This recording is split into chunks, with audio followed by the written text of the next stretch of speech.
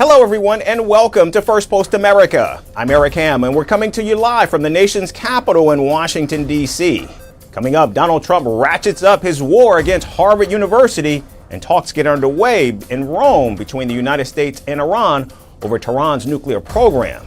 These and other stories on the way, but first, the latest headlines. Gaza's Civil Defense Agency says Israeli strikes kill 16 across the territory. The strikes come as Israel ramps up its offensive while allowing limited aid into the besieged Palestinian enclave. Russia says it downed 112 Ukrainian drones, including 24 that were headed for Moscow, in a third night of attacks. The fighting heats up only days after Russian President Vladimir Putin and U.S. President Donald Trump held a call to discuss a truce in the Ukraine war. China warns the Philippines to immediately stop infringement and provocation in the South China Sea or face a resolute response. The ultimatum comes a day after a confrontation involving vessels of the two nations. Sweden lowered its terror alert from high threat to elevated threat, citing reduced risk of attacks. Sweden had raised the threat level following a spat of Quran burnings in 2023 that outraged Muslims in several countries. And Japan's inflation hits a two-year high in April, driven by rice prices soaring nearly 98.4% year over year. The surge adds pressure as Japan's central bank considers further interest rate hikes amid ongoing global trade tensions.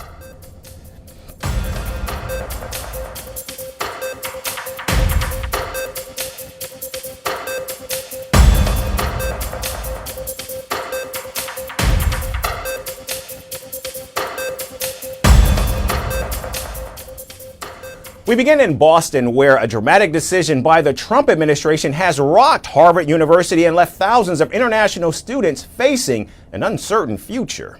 Yesterday, the Department of Homeland Security revoked Harvard University's certification under the Student and Exchange Visitor Program. This move prevents the prestigious institution from enrolling or retaining international students, effectively forcing nearly 6,800 students, which is about 27% of Harvard's student body, to either transfer or risk losing their legal visa status. Homeland Security Secretary Kristi Noem accused the university of creating a quote-unquote hostile learning environment for Jewish students, fostering pro-Hamas sympathies and cooperating with the Chinese Communist Party. Now, Harvard has strongly denied the allegations and called the administration's actions unlawful and retaliatory. The university maintains it provided all information legally required and refused to comply with requests that overstep federal data sharing laws. In fact, Harvard University is now suing the Trump administration after it moved to block the school from enrolling international students. We are working quickly to provide guidance and support to members of our community. This retaliatory action threatens serious harm to the Harvard community and our country, and undermines Harvard's academic and research mission. The Department of Homeland Security has given Harvard 72 hours to meet an expanded list of demands. If the university complies, there is a narrow window for it to retain its SEVP certification before the 2025-26 academic year begins. If not, international students, including those already in the United States, must transfer out or face losing their lawful status. Not done anything wrong, right? And Harvard's given students a lot of care and freedom and, a lot of things. So I think that, obviously the tension between the government and institution is one story, but, as a student of Harvard, I feel very supported and protected by the institution. Yeah. Now, this crackdown has particularly alarmed Indian students who make up a significant portion of Harvard's international community. The university typically welcomes 500 to 800 Indian students and scholars annually. The current cohort of 788 Indian students now find their academic plans in jeopardy.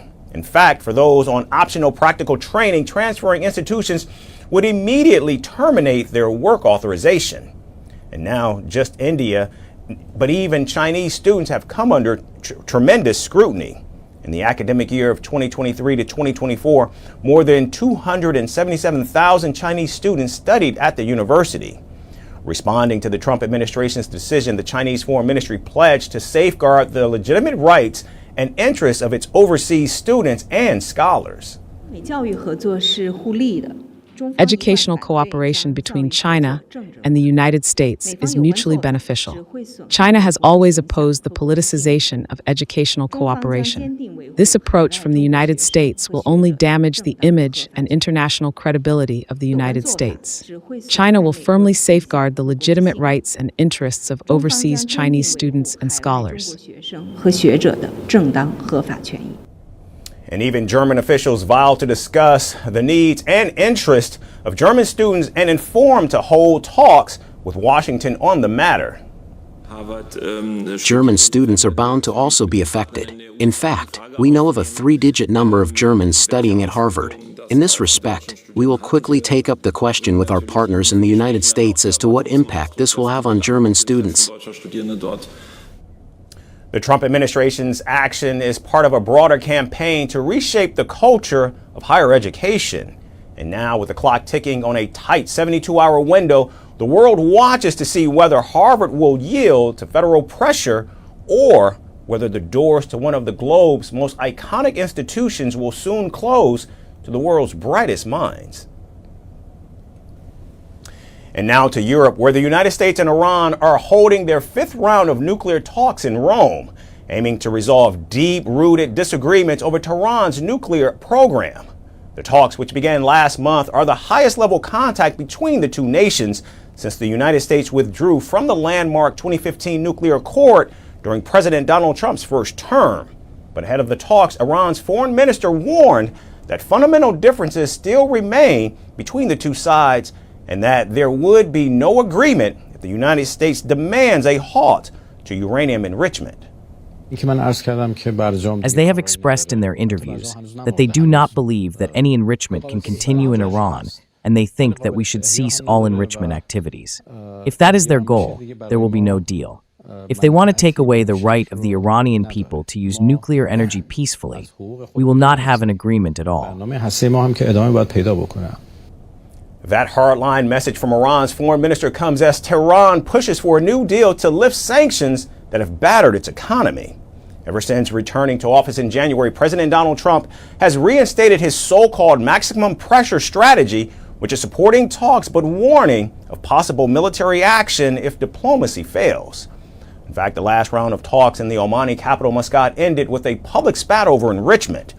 U.S. Envoy Steve Witkoff said Washington could not authorize even 1% enrichment, a position Tehran called a red line, citing its rights under the Nuclear Non-Proliferation Treaty.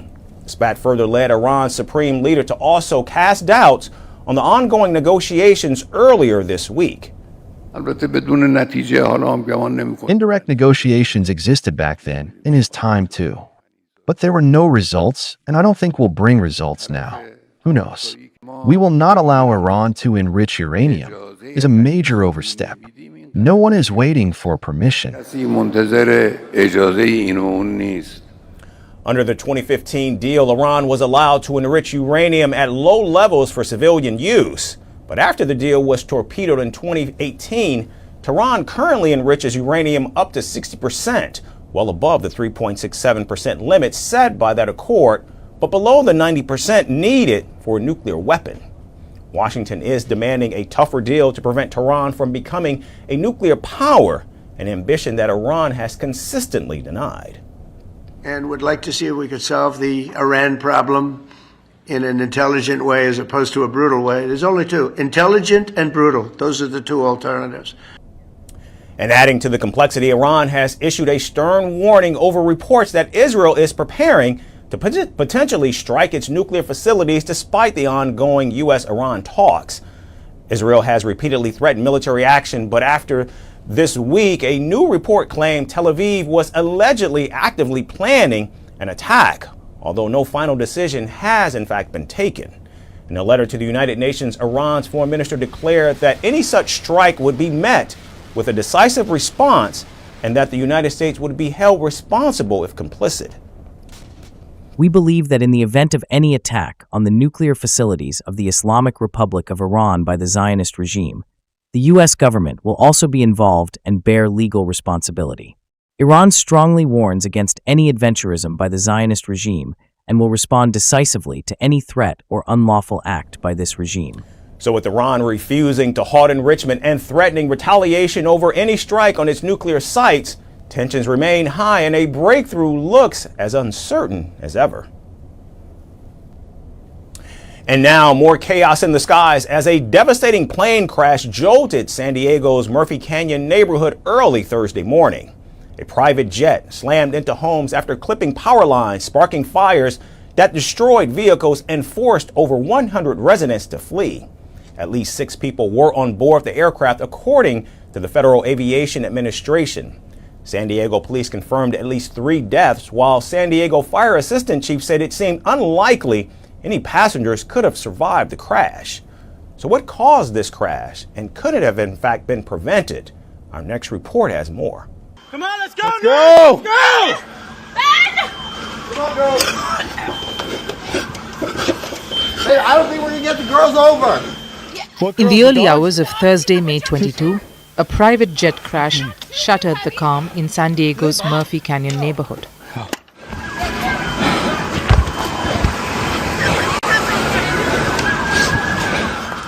And I woke up to a loud explosion. My wife was screaming, and she's like, "There's a fire." I was trying to comprehend what happened. The Cessna Citation II, carrying 6 people, burst into flames after hitting power lines and crashing into a residential area around 3:45 a.m. The fiery wreckage set multiple homes and cars ablaze, forcing over 100 people to evacuate. They were scared. Kids were outside barefoot, running around. Everybody's kind of a little bit chaotic, but they were kind of moving with a purpose to get to safety. 3 of the 6 passengers died on impact. Among them was Dave Shapiro, co-founder of Sound Talent Group and the owner of the aircraft. Also killed were 2 of his colleagues, reportedly part of the same agency. Former The Devil Wears Prada drummer Daniel Williams, who posted about flying with Shapiro, is believed to be among the victims as well. Authorities confirmed that all fatalities were from the plane. 8 people on the ground suffered injuries, mostly from smoke inhalation or escaping burning buildings. 1 home was completely destroyed and around 10 others sustained major damage. Morning, everyone. Crews arrived on scene just after 3:47, about 3:55 this morning. What they found was behind you, the scene that you see behind me right now. We had a plane that had come through this neighborhood, taken out 1 home. We had 1 home on fire, multiple cars on fire going down the street. We initiated what's called an Alert 5, which is an upgraded for a plane off the runway. The crash occurred just 2 miles from Montgomery-Gibbs Executive Airport, which was also the flight's destination. Officials confirmed the plane had originated from Teterboro, New Jersey, making a fuel stop in Wichita, Kansas. Now, just before the crash, the pilot radioed that he was 3 miles out, and soon after, the plane struck power lines and slammed into the neighborhood. Investigators found wreckage under the lines and debris spread across a quarter-mile radius. So the airplane was a 1985 Cessna 550 Citation, registration number November 666 Delta Sierra. It struck power lines about 2 miles southeast of the airport, then collided with a house. So we found fragments of the airplane that are not yet to be identified underneath the initial power lines, and then we do have a wing on the road just on the other side there, and the remainder of the wreckage appears to be on the street just behind you. Jet fuel sprayed onto homes and vehicles, igniting fires several blocks away. Over a dozen cars were completely burned. Families fled barefoot.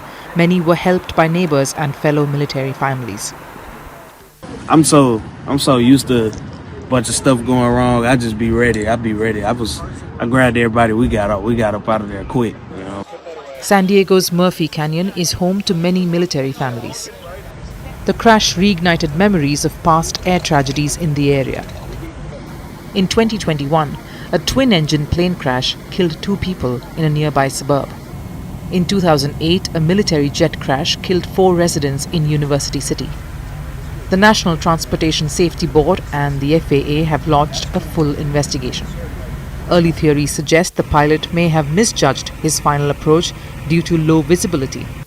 As cleanup crews tackled the charred wreckage and lingering fuel, the neighborhood remained sealed off. Authorities urged patience as they continued their probe into what caused this devastating crash.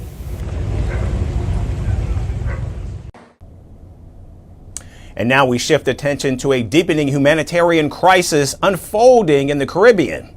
Haiti is accusing the Dominican Republic of violating the rights of its nationals, calling recent mass deportations of Haitians xenophobic and discriminatory. The statement from Haiti's foreign ministry came after a week of immigration raids in Dominican hospitals where dozens of pregnant women and new mothers were arrested. Haiti says its ambassador in the Dominican Republic will begin organizing voluntary repatriation convoys, promising to bring citizens home in dignified conditions. Haiti is deeply concerned by xenophobic acts against its citizens in the Dominican Republic. Our diplomats have been instructed to organize dignified repatriations and demand full respect for Haitian rights. In recent months, the Dominican Republic has stepped up deportations to Haiti despite rising insecurity fueled by gang violence on the other side of the border. Cracking down on undocumented Haitians was a campaign pledge of its Dominican president, who won a second term last month. The United Nations reported nearly 20,000 people were in fact deported in April alone, including growing numbers of pregnant and breastfeeding women. Reports suggest in the first 3 months of this year, more than 84,000 Haitians have been expelled. Last year saw a record 276,000 deportations from the Dominican Republic. And the crackdown coincides with a surge in anti-Haitian sentiment inside the Dominican Republic, where nationalist groups are calling for tougher migration controls. Late last month, dozens of protesters gathered outside the government palace in the capital, Santo Domingo, calling for a halt to what they described as the Haitianization of the country. We tell the government to move forward, that if they do what they have to do, if the president takes a stand and defends Dominican identity, the people will be there to defend the country before international organizations, because this country is ours, and we will defend it to the death. Amid the growing pressure, the Dominican government has announced plans to expand the border wall and deploy additional troops along its over 300-kilometer border with Haiti. Starting now, we will expand the supervisory capacity of the 3 current border brigades in 6 operational areas, each under the supervision of a senior officer. In addition, we will reinforce border surveillance with 1,500 additional soldiers, who will join the 9,500 already deployed at the border. Meanwhile, Haitian officials have called for international solidarity and support to tackle the root causes of migration and violence. At a meeting of the Organization of American States earlier this week, Haiti warned that armed gangs control 85% of the metropolitan area of its capital city, making it difficult to restore law and order as its military is weak. Because of military is very embryonic, with about 1,000 members, with not too much long-time training, they're unable still now to effectively combat the gangs, which are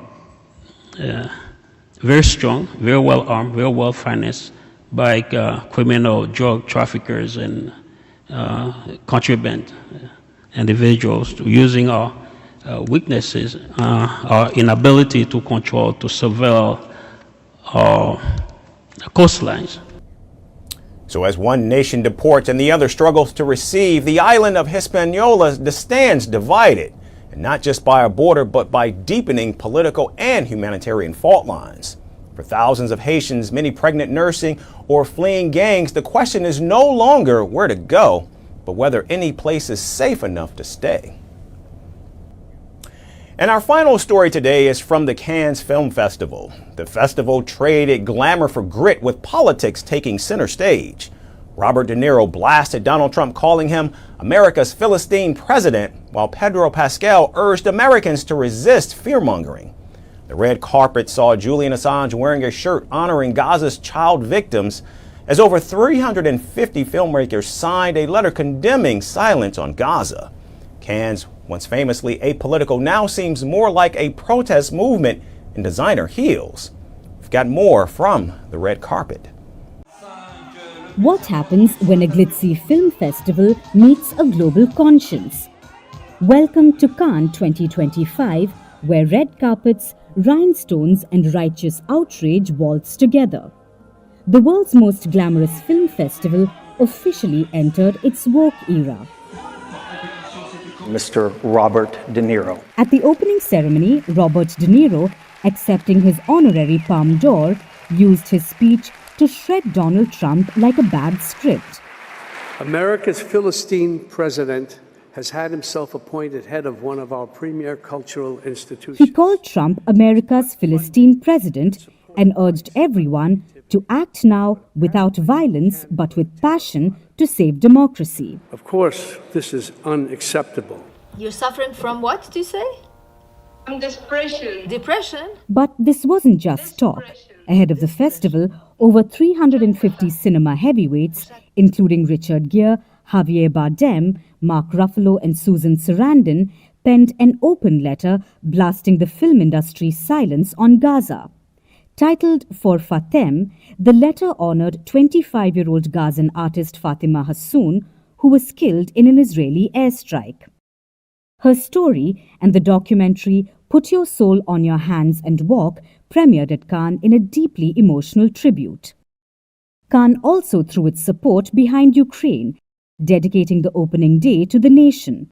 3 documentaries, including Zelensky, a biopic on the wartime leader, and 2,000 Meters to Andrivka, a documentary on the liberation mission of Andrivka, reminded audience that yes, cinema can be art and ammunition. Even Laurent Lafitte, the ceremony's charming host, name-dropped Vladimir Zelensky and urged celebrities to use their status for something beyond fragrance advertisements.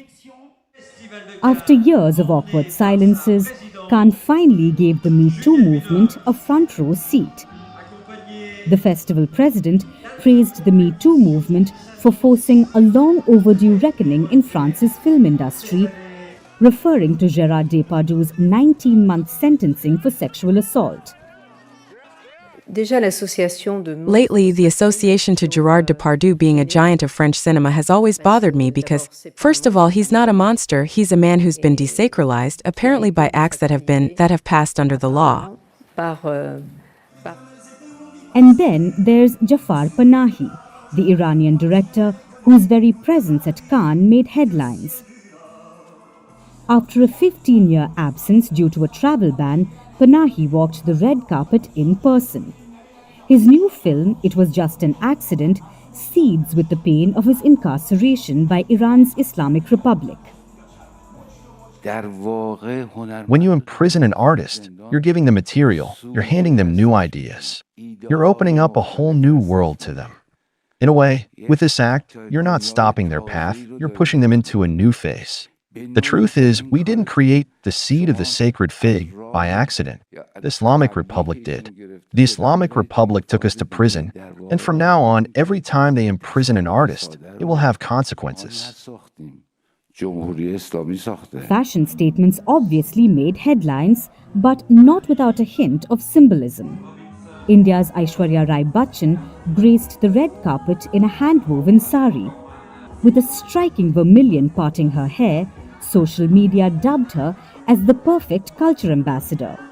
Some even suggested it was a nod to India's Operation Sindoor, a strike against terrorism by Pakistan, which derives its name from vermilion, which is worn by Hindu women, signifying their marital status.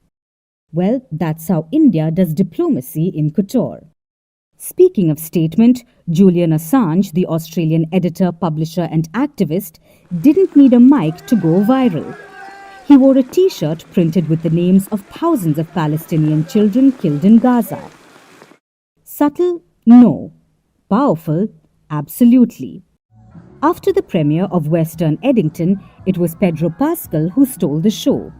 When asked about the political nature of the film, Pascal didn't flinch and said, "Fear is the way that they win, for one, and so keep telling the stories and keep expressing yourself and keep fighting to be who you are.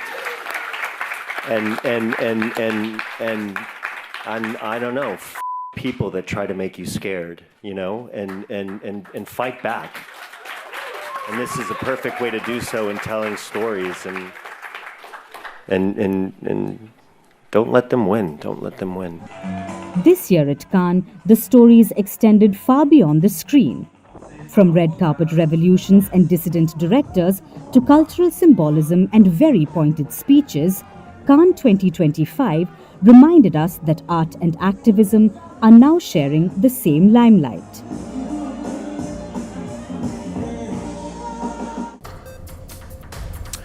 That's our show for today. We certainly thank all of you for tuning in. We hope you have an amazing weekend. We look forward to seeing you right back here on Monday. Thanks for watching, everyone.